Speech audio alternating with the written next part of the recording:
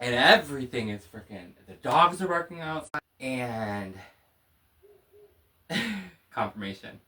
And I'm sitting here, and something tells me move the stuff off the top layer. So I move the stuff off the top layer. You know, I leave a journal open with, you know, I got my post-its over there, and I'm organizing my room, and you never really know why. But life plays these games with you all day long where, oh my God, it's a lot. So I'm going to keep it really quick. So I had received, I read a lot of books. Okay, so we'll start low vibration first.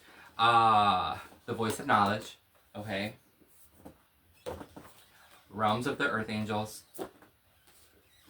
Midnight in the Garden of Good and Evil. Okay. Open your heart to receive. Open your mind to receive. And then I'm sitting here and this falls out of a book. And my mom had gave this to me about 2 months ago with a poem. She's like, this person left this to me at a bar. And I don't know who it was. They just left it. And I want you to have it. Maybe you can make sense of it. My ear just started. So it was 10:22 when I started this. And I don't claim to be anything than what I am. I'm just listening to the signs, okay? I can care less for tarot because I let tarot or whatever play with my life versus, you know, I let the energies move me versus, you know, one specific person. And I'm not judging any tarot readers or anything like that. I've dabbled, but I don't really like to know about what anybody else's life is going on. Whatever anybody has going on in their life, I don't care to know. And I rebuke all of that from my life, okay? Anything that the world wants me to know, it's going to play it out right in front of you, okay? So, the book that it falls out of is my autographed copy of RuPaul's autobiography, Letting It All Hang Out, right? And it states, I love this book and I love you. I love you too, boo-boo! And that's not something that I would ever say because I would never want to put anybody on blast for anything. But I've had this book for a while now and it's something that I keep precious to me, and it's all gonna fall in the line. So this falls out of it. The back says Ambassador with a heart on it, and the card reads, this was dated 11/12/2027, right? 2007. So now I just said 2027. So I'm gonna predict that my year for RuPaul's Drag Race is gonna be 2027 because I'm going on that show. And if you guys don't know the story, I would have already been on RuPaul's Drag Race, but I had caught it, confirmation. I caught a trafficking charge for methamphetamines, and I'm pretty sure I was set up, but that'll all unfold for itself, and I don't really care anyways. I forgive all of you guys. Just leave me alone. Don't ever talk to me again. But it says, have a great day, my queen. Just wanted you to know I thought of you today.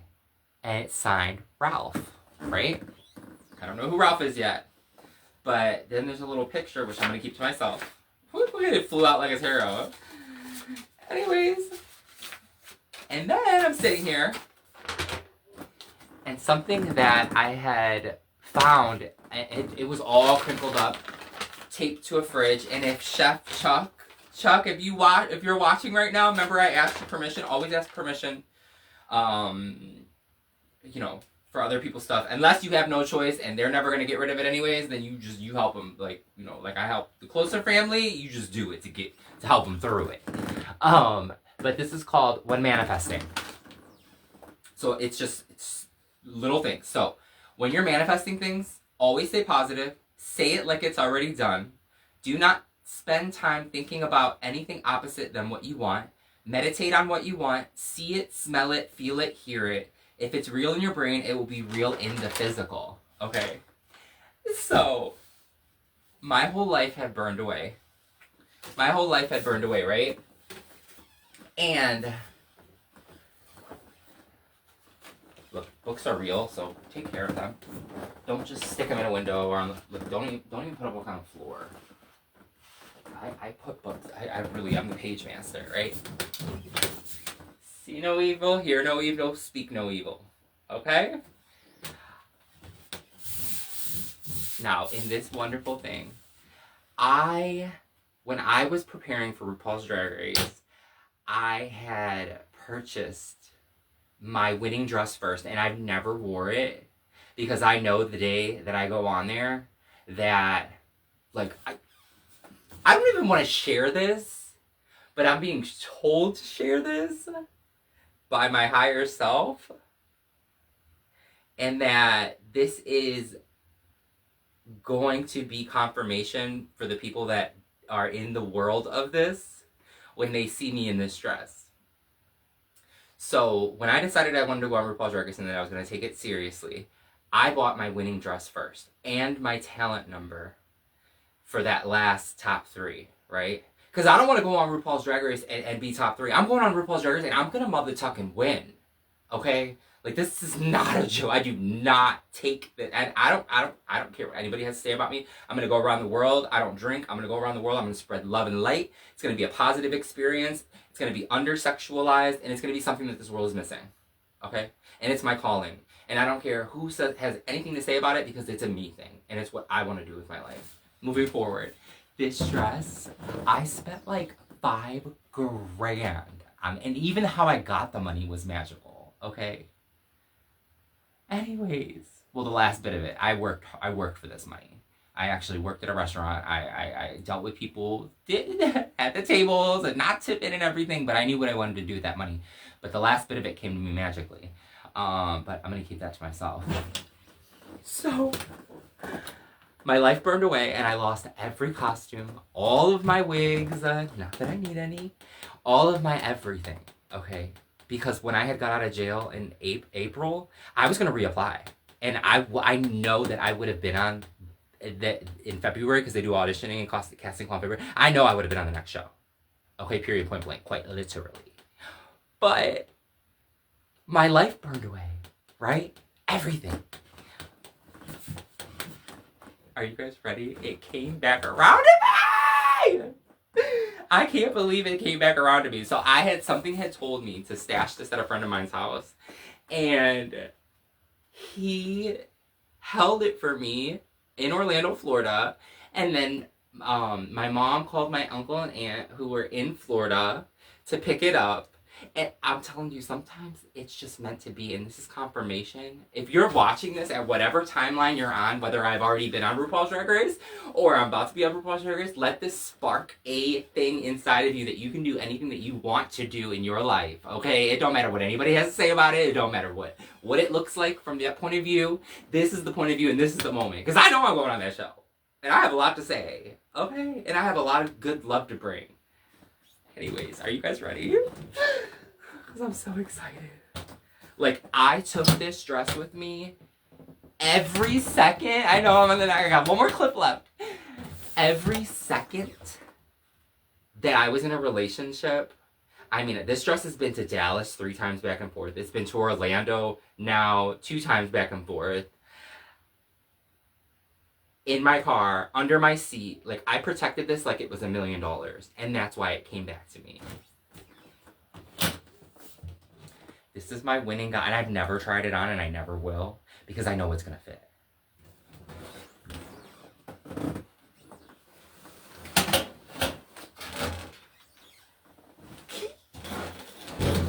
This is better than Christmas.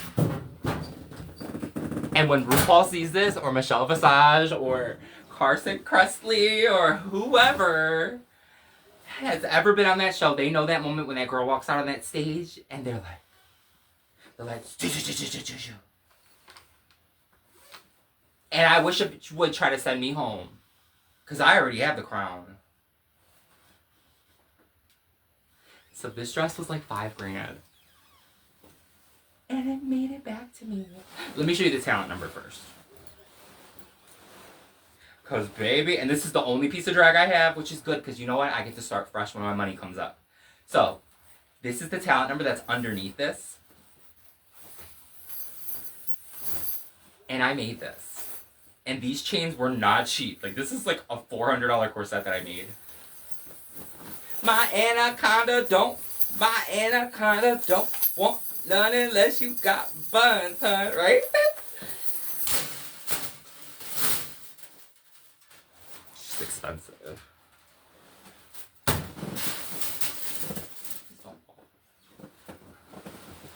Look at my dress. This is my winning dress. And she's a good one. She's couture. Look at her. Yes, honey. You know that part of that movie, To Wong Fu, where Wesley Snipes puts on the heels and he's like, Auntie! Anyways, I wanted to share that moment because never give up. It will always boomerang.